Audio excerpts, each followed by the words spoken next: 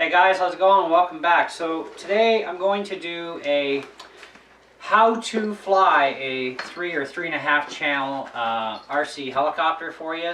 I actually got an email from somebody who can't seem to find very many videos up there, so I told them I'd do a video up on how to fly one of these things, also how to trim them out as well is going to be part of this. This is one of our units that's actually for sale in our store, but I'm going to fly it anyway because it's a used unit, which is fine. But now with the remote, first thing you want to do is get yourself familiar. Extend your antenna all the way up. Okay, don't fly them with the antenna down because that does affect range and control. So all the way up with the antenna. Now this particular remote, because this is a Lighthawk XL, only has a trimmer control pot for your spin. Okay, so if you have this, knocked off in one direction or another, your helicopter will actually spin in a circle. So you're going to need to trim your helicopter out. Okay, and we'll show you how to do that before liftoff. Typically, your throttle is on the left-hand side on these units. So up and down is going to be for your throttle, down is off, and then of course you can bring it up. And it's not spring-loaded, so you can pretty much, hover fairly decent and just leave it there and then just do your flying. Now, this one does not have side trims because it's not required for this particular helicopter. There are 3 and 3.5 channel helicopters that do actually have trimmer pots that are sliders instead of having a rotary style. Okay. There is also no speed control on this particular Lighthawk XL. The new version of the Lighthawk XL does have a push button up top where you can fly faster or slower, and other helicopters will have similar features, be it a turbo switch down at the bottom like on the SO31s, etc. Okay, so first thing you want to do after you familiarized yourself with the remote and read the directions that came with your helicopter is turn the power switch on. Once you got your batteries in, you're going to see that this light is flashing. Not all remotes will have a flashing light, but the typical system for getting these things for binding is throttle all the way up and then down, and that makes your light solid, okay, in this case. So we're going to take the helicopter, we're going to turn it on, and we're going to place it on the ground with the tail facing you, okay? It's got to face you. Now typically you're supposed to be about 10 feet away, but we're in my living room and I'm pretty good at flying, so I don't need 10 feet. So now first thing we're going to do is we're going to just idle up the blades, and we're going to check the trim. And our power, oh, we forgot a step. This one, we have to actually plug the battery wire in. That was my bad. But good thing, because now you know. So now we'll turn it on. Got lights.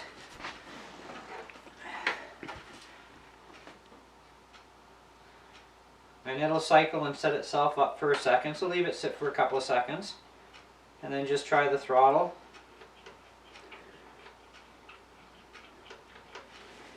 You know what? I think we got the wrong remote here.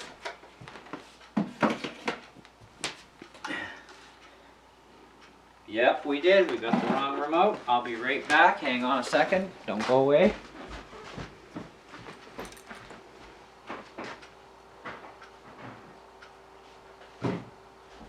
I've been moving stuff around on the shelves the last couple days, and I guess I got the wrong remote with it. Anyways, now we got the right remote.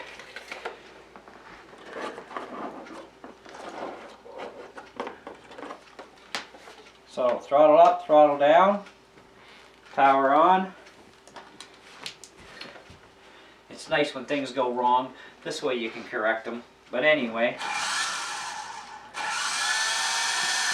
So just on idling up, it looks like it's got a little bit of a spin, but not really much there.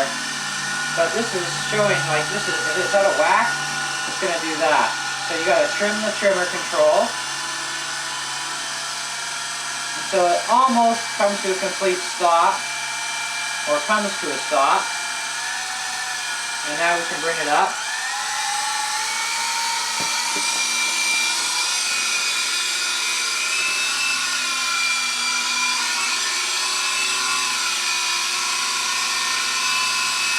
So now we're hovering, and we can see that our tail is holding really well. backwards movement, just little movements is all you need. Forward. And the same controller that controls your forward and reverse also controls your turning, be it left or right.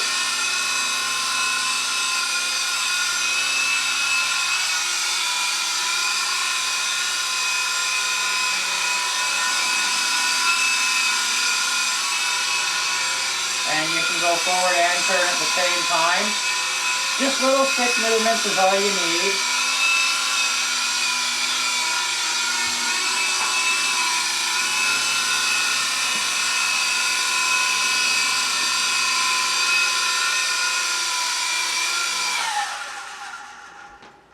So it's very easy to fly a 3-channel or 3.5-channel helicopter. Where the half channel comes in is usually a speed control or speed and light control combined. There's no light control on this one, no speed control, so it's just a straight 3-channel helicopter, right?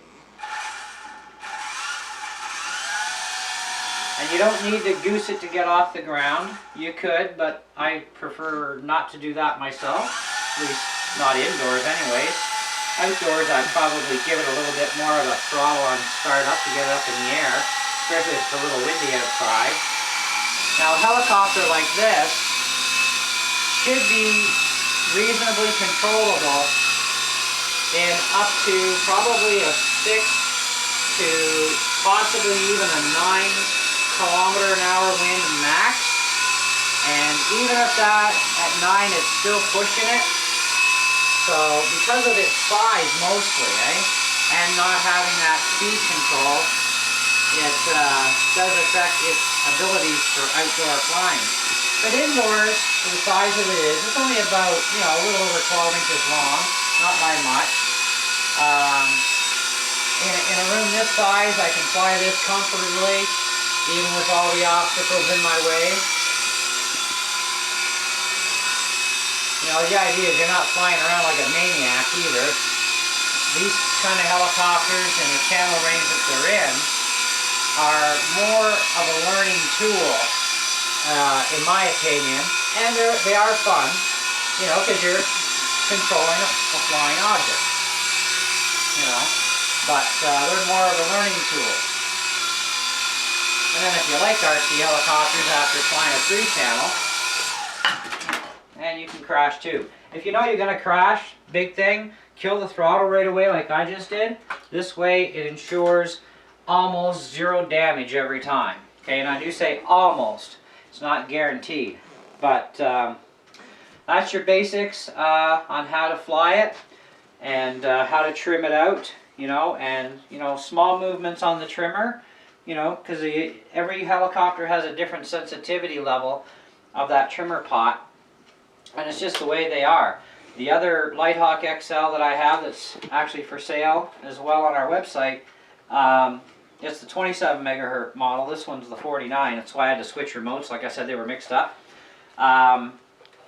Its trimmer pot is also got a different sensitivity level to it and is in a different position. And it's just like that just because of the way they're made, and same with how you trim out these helicopters to stop them from the turning thing with the trimmer control. It's all in their build quality at the time they're put together and friction and everything else. So, nothing is built exactly and precisely always the same all the time. So, one's going to be, this one is actually just a little bit past center. The other one, I don't remember, but, let's just say it's past center to the left, where this one's past center to the right. It's just the way they are. And it's not a problem with the machine at all. It's just the way that they happen to be. But anyways, hopefully this video helps you out and gives you a little bit better idea on how to actually get started at flying, as well as binding your radio to your unit. And, if you have any questions or comments, feel free to ask. I will be doing a video on how to fly a 4-channel helicopter, and I will also get into doing tutorials on how to fly quadcopters as well. And so anyways, till then, we'll catch you in the next video, so have a great day.